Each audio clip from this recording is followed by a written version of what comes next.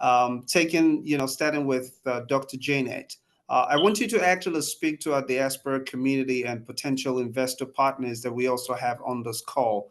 Not necessarily to pitch, to them about Nigeria, because sometimes the reality, and I'm very blunt to always say this to investors, if you're in for it, you're in for it. If you're not in for it, it's okay. When the time is right, you come knocking, but you're going to pay a higher price. So it's not coming from a place of, we don't know our country, or we do not have a need for, that bridge capital support and technical support. But there's also that willpower and intentionality to be involved, in our local market. And that's what we have to look out for. So I would love for you to actually take the next 2 minutes, and we're going to be very, tight on the time. The next 2 minutes to actually speak to our diaspora community and the investor community. What are some of the things that you want to see start happening from tomorrow in order for us to be able to move the sector forward from your point of view? Dr. Jenny. Thank you so much, Saheed, and thank you for the two speakers. Well, I love Tony's insights, and I like the balanced information from Sadiq. And I want to just tell the diasporans one thing, that the most important thing, and I will use your phrase, to be intentional about whatever you choose to do. If you are intentional and you go into that sector because you believe in the sector, you believe in what you want to do. We know what our country is all about. Forget about those lapses. In the process of doing it, because if you want to break it down according to what Sadiq has said, number one, who has the reserve estimates? I'm a geologist, current certified, COMEX certified, and I'm also here. Who has the data? Just tell me. Even the factories, the industries you want to build. So you are taking a risk, and every business has its own risk averse. So I want to encourage people who want to go in. If you want to go in, the only thing I always tell people, start small and make it a modular thing where you build up on it. You understand? But when you want to say, oh, I want to go in and I'm going with all the funding, I'm going with everything, you might run into problem. The mining itself is so vast, from exploration to markets. There are about 8 critical stages. So you don't all have to go to the soil and start mining. You could be a logistic person. You could identify the gaps, the problems.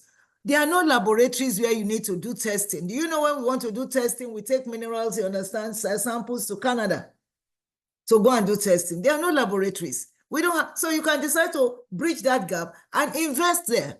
There are some Indians that are already doing that. You could look at other logistics and look at transportation logistics and see how you want to come in. Government obviously has quite a number of things to do, because how do you do bulk carriage? You still can't do bulk carriage. And you can't blame people who are just carrying their things, because we are the banks.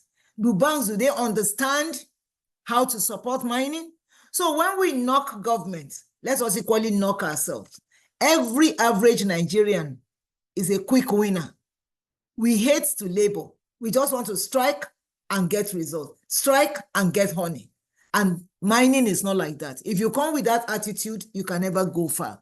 But if you come with the attitude that, oh, let me look at somebody on the ground, partner with that person and do the proper thing by working with people who are certified, by people who understand. You understand? I'm sure you can make a headway. But I hate to see people being discouraged to say, oh, no, Nigeria is, people, if you see some of the local people there, if I show you some samples on my phone of gold, you understand that people are, you understand, locally, you understand, making it to their bars and selling. It's not good enough because government is losing revenue. But what I'm trying to tell you is there's wealth, there's money in the sector. But which aspect of it are you going, and how are you going about it is what matters. So I always seek knowledge, and that is where I want to commend your association. You know, now you have a pool. You can reach to people, you understand, directly or indirectly. If you have an interest in the sector, all you have to do is come to this organization. This organization can do a kind of peering, a kind of linking. You understand? Some of us are too keen. I run an NGO. I'm too keen, even pro bono. You understand? Where I speak to people. because it's my joy to see Nigeria transformed. We cannot continue to wallow in poverty among resources. You understand? So if you ask people the right questions, I'm sure you get the right answers. But when you two want to go and join in the short changing, then you don't get anywhere. But I believe that with collaboration, because no bank will give you money in mining easily because of the risk. So you need that crowdfunding among yourselves, understand, to be able to, and then identify correct people at home who you think you can relate with, you understand, to be able to do something meaningful. Anything short of that, you might run into disaster and lose your money. Once again, I want to say it's a privilege, to be here. You understand? It's too short to break and analyze all these things within 1 hour. You understand? So if you really want to get this series well, I think especially in the mining sector, because of the peculiarity of the mining sector, you need to serialize it, call in people, and then get perspectives. Because like Tony said, the problems you have in industrial minerals is different from what you have in gemstones. It's different from what you understand. And so you need to, maybe based on challenge, you just have to serialize and break down like that to be able to get far in what you are doing. But generally, I want to tell people that it's a new area for Nigeria. It's a rational area. It's a virgin area. The world is saturated in the West, in Asia, and whatever, and everybody is looking to Africa. But what is their aim? Is it to exploit, to extort? So that is where the diasporans too must jump in, you understand, and make sure they bridge the gap, you understand, such that together we can develop our continent and make something meaningful out of it. Thank you once again for the opportunity.